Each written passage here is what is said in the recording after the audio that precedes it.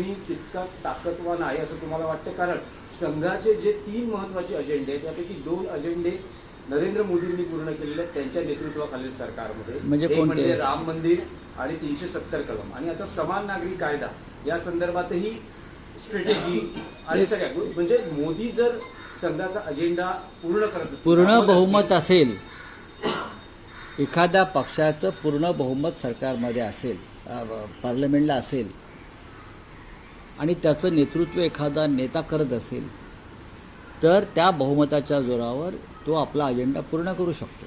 हे लक्षात घ्या. मोदींच्या ठिकाणी जरी नितीन गडकरी असते, अरुण जेटली असते, तरी त्यांनी बहुमताच्या जोरावर त्यांचे अजेंडे पूर्ण केले असते. त्याचं श्रेय दुसरं कोणाला देता येणार नाही. 370चा अजेंडा पूर्ण केला. आज काश्मीरची परिस्थिती काय आहे? या स्वातंत्र्य दिनाला काश्मीरी पंडितांनी घराबाहेर पडू नये अशी ॲडवायझरी गृह खात्याने दिली. हा 370 कलमाचं हा परिपाक आहे.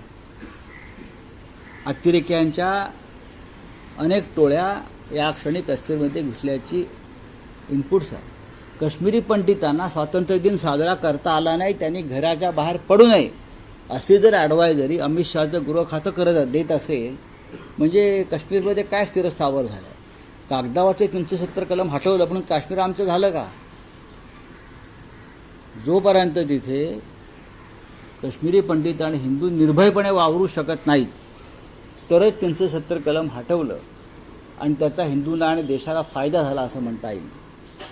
2 दिवसापूर्वी काश्मीरमध्ये नव्यानं दहशतवादाच्या टोळ्या आलेल्या आहेत. ही माहिती आल्यावरती परत एकदा काश्मीरी पंडितांनी सार्वजनिक ठिकाणी जाऊ नये अशी ॲडवायझरी जर गृह खात्याला काढावी लागत असेल तर ते अमित शहांचं अपयश आहे.